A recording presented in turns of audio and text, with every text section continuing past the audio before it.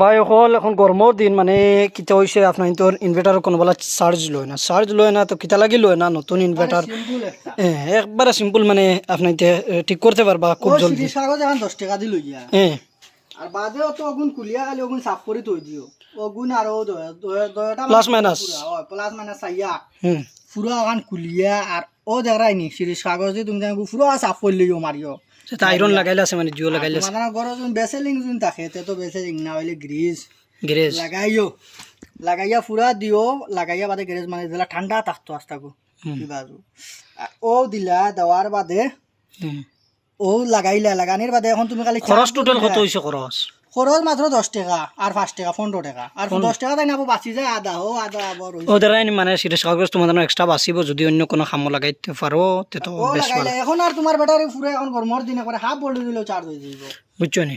এখন ইমদাদ ভাইয়ের ভিডিও দেখে আমরা ওগো থেকে শিখেছি এখন আমরা ভিডিও দেখে যাতে তুমি তা নিকিতা শিক্ষা বাদে আরো মানুষের হেল্প করতে পারতাই বুঝছো নি হইলে পয়সা লুয়ার লাগে না